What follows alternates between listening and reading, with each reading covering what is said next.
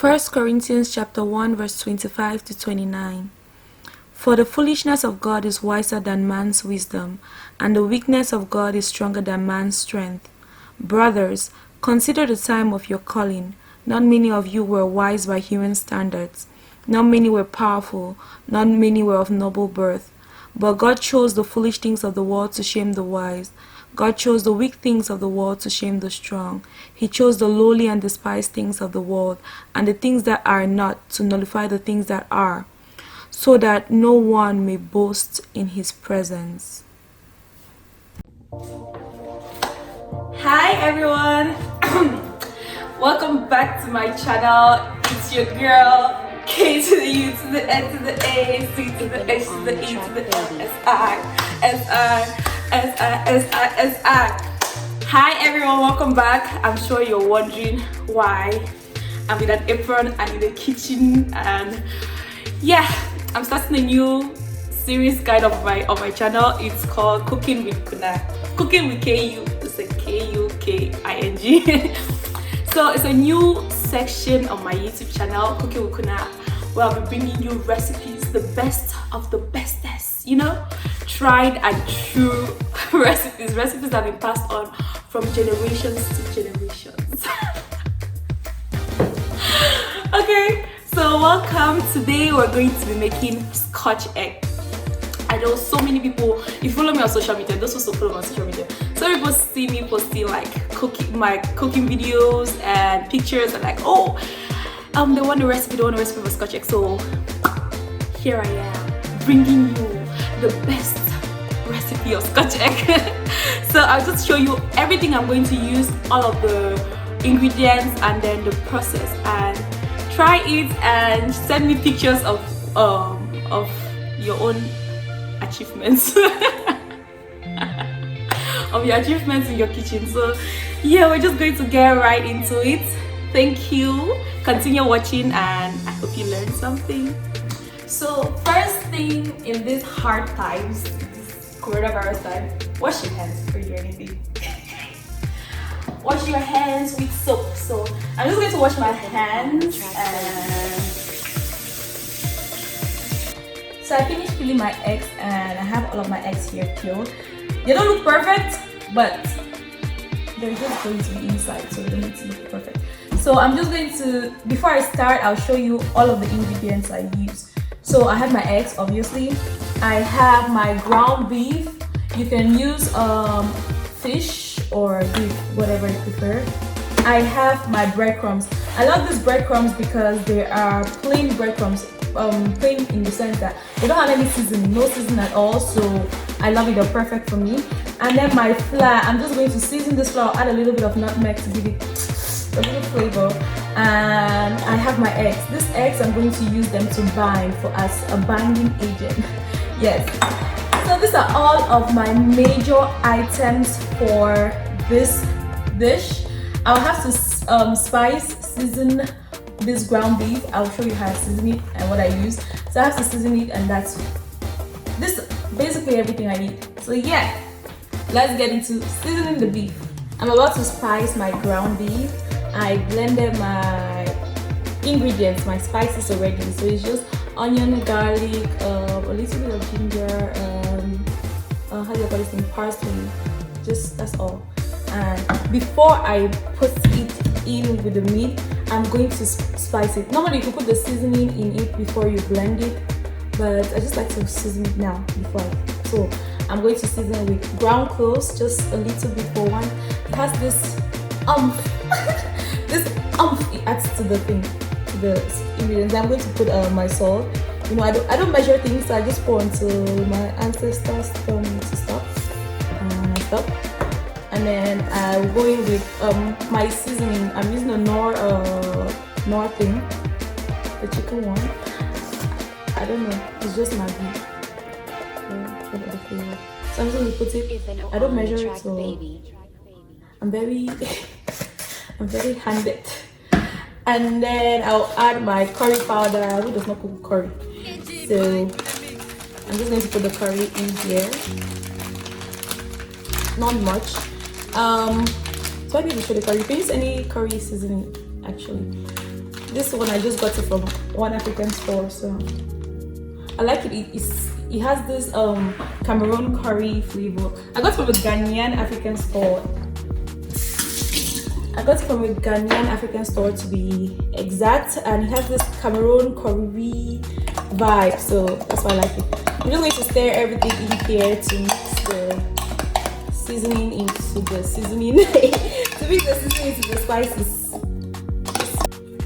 And I'm going to just pour all of it. So I'm going to pour in sections. I'll pour the first large section, and then I'll mix this section into the ground beef first.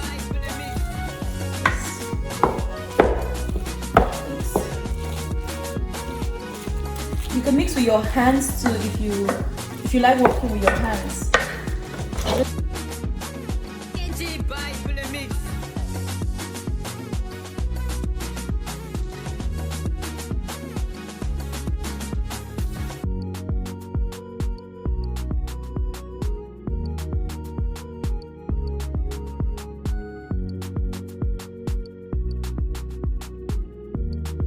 So last but not least, our star ingredient, Ajinomoto with the sauce. Hey. And I'm going to put very little. Ajinomoto simply intensifies the flavor. Personne ne sait que tu m'as déjà quitté pour elle.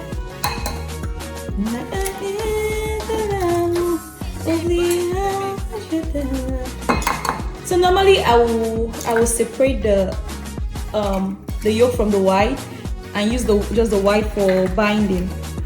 But as an economist, I'm just going to use all of it. It's still going to help me.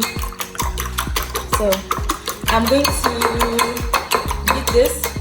I'm using a fork, like a regular fork, and just add a little bit of water because it's too thick. So just a little bit, and still, once I'm okay with this, I take out this,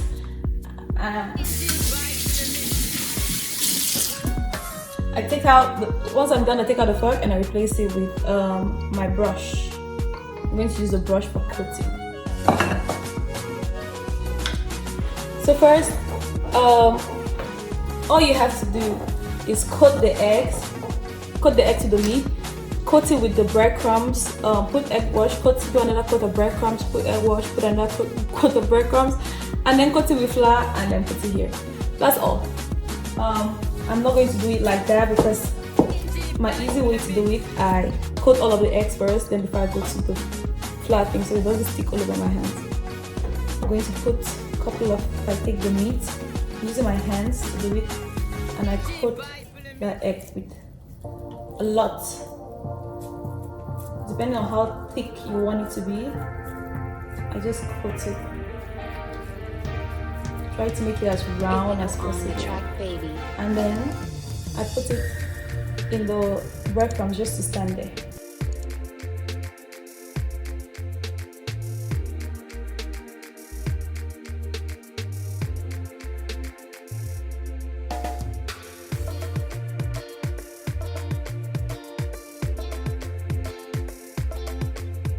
Throw it all over, like, I'll start one at a time. I use the breadcrumbs to cover every sticky part of the meat, and I'm doing this and still molding it.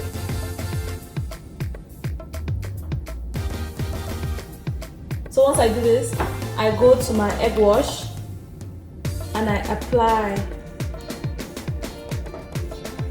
this all over the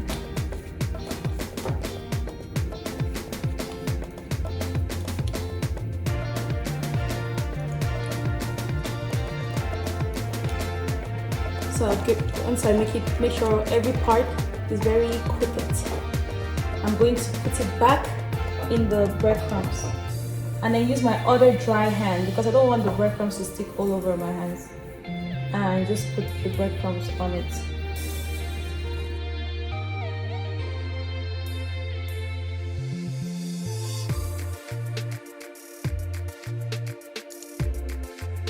covered. So I'm going to go in with egg wash again. Seal everything. On the track, baby. Put it in my flour now. And use my dry hand. I have one wet hand and one dry hand, so I don't make, so it shouldn't get messy. I just put the flour all over the Scotch egg. Roll it in the flour.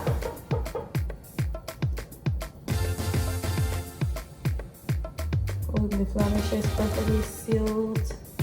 Everything is looking good.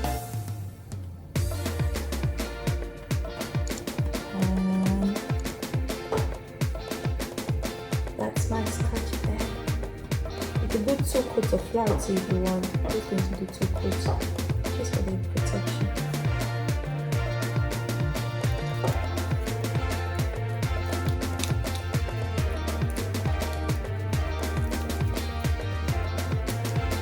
Once you do this, this is how when you fry it, it's going to look. It's going to come out like this. It's not going to be messy. I learned from my mistakes. Put the flour all over. Roll it, roll it, roll it. Rolling over, people come back to you. And 1 down, 20 more to go.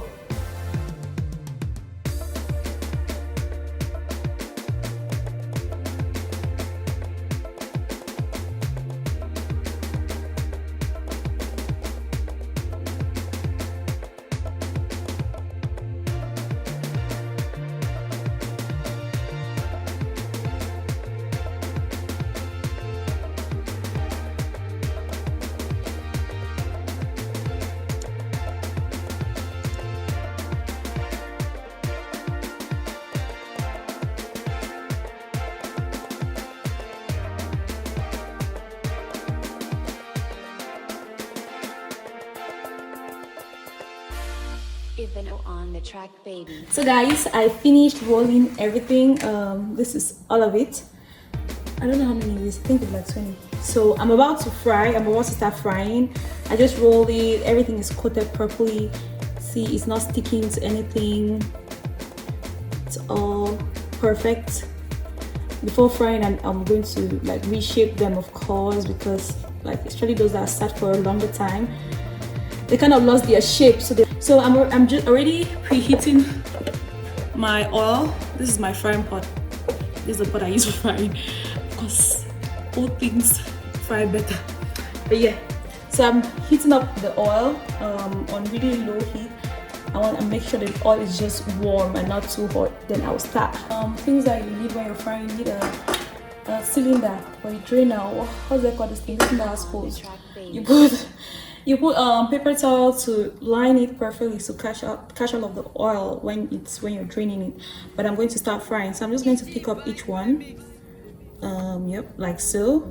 And before I put it in, because like the shape was changed, so I'm just going to mold it a little bit more, just to get it to the round shape again, and drop it in the oil. Remember, it's on low heat. And I'm dropping it carefully from the side.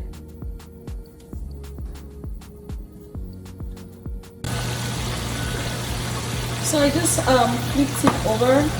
That's after it stayed for a while. I actually wasted a longer time. That's why it's a little bit burned. If you have seen me fry before, you know I like it not so brown. So, but still fine. I'm just going to make sure that, remember, you're doing all of this. The heat, if you see my heat is really low. It's on really low heat, like not even medium. Don't put it on medium, put it on low heat.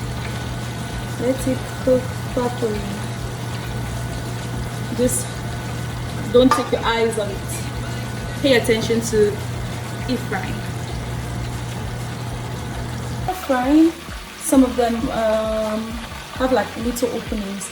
So through the openings, like the meat stuff or the fat from the meat, like while the meat is cooking, it comes out and comes up. You want to use your frying spoon and take it out.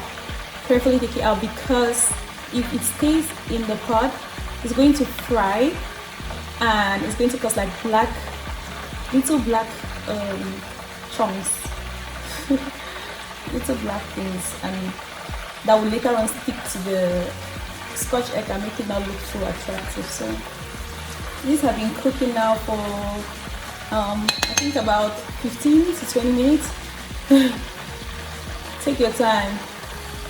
Make sure, because you don't want uncooked meat. You want it to cook as perfectly as possible. So see, it's been on the fire for that long, but see, it's not burned because on low heat. So make sure the heat is low. If you are cooking in low heat, is the best way to go.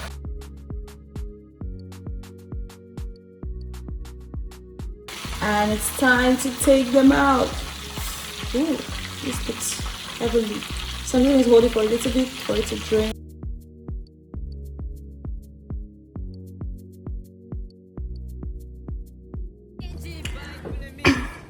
So I'm done frying everything, and this is what it looks like after frying it. I'm going to cut up one so you see how it actually looks inside. But look at this perfection, this golden perfection.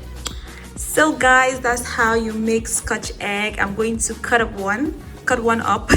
Anyhow, I'm going to cut one, and then you see what it looks like inside and how juicy it is inside. It's as good inside as it is outside, even better. It is what it is. Thank you for watching to the end of this video, guys. I hope you learned something. Let me cut one up, then you see what we are working with.